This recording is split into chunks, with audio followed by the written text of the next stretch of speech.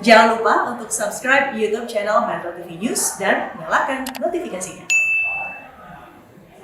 Pemirsa, 18 warga negara Indonesia meninggal dunia di pusat tahanan imigrasi Tawau di Sabah, Malaysia. Koalisi buruh migran berdaulat menemukan salah satu penyebab kematian warga negara Indonesia tersebut adalah adanya perlakuan yang tidak manusiawi. DPR meminta pemerintah segera bentuk Satgas terpadu mencegah peristiwa serupa terjadi.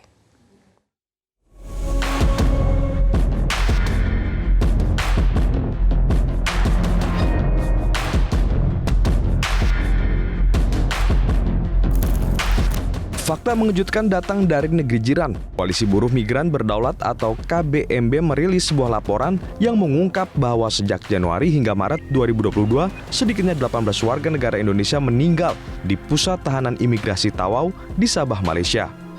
KBMB menyebut angka ini hanya angka estimasi yang didapat dari satu depot tahanan imigrasi di Sabah. Padahal di Sabah tercatat ada 5 depot tahanan imigrasi.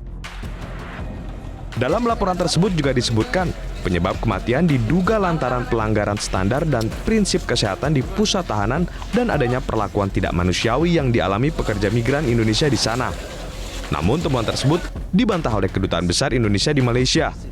Dubes Indonesia untuk Malaysia Harmono menyebut hingga Juni 2022 hanya ada 7 orang tahanan imigrasi asal Indonesia yang meninggal dunia di Sabah.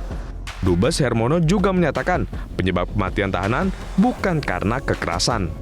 Dari Indonesia sendiri yang 2020 itu ada 10, kemudian 2021 ada 18, dan 2022 ada 7. Jadi mungkin saja penyebab kematian itu bukan karena kekerasan, tetapi mungkin juga karena penyebab lain ya. Misalkan kalau kita lihat datanya, kita kan ada datanya by name dan juga jenis penyakitnya. Itu sebagian besar karena COVID dan paru-paru basah. Jadi mungkin juga penyebab kematian ini karena kondisi depo atau detensi imigrasi yang kurang sehat lah ya. Sementara itu, Wakil Ketua DPR RI Sufmi Dasko Ahmad menyarankan pemerintah segera membentuk Satgas terpadu untuk memantau pekerja migran Indonesia di luar negeri.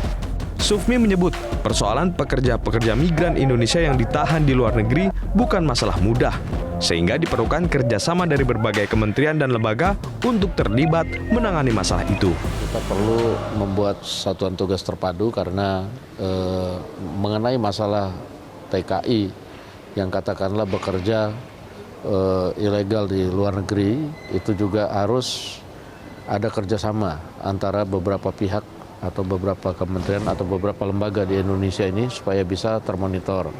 Nah, sehingga tadi kita tidak bisa juga bicara salah satu lembaga kecolongan atau kemudian tidak monitor.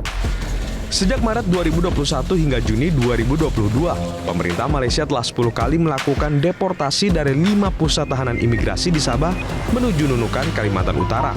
Pada periode itu, terdapat lebih dari 2.000 pekerja migran dan keluarga yang dideportasi, termasuk anak-anak berusia di bawah 5 tahun.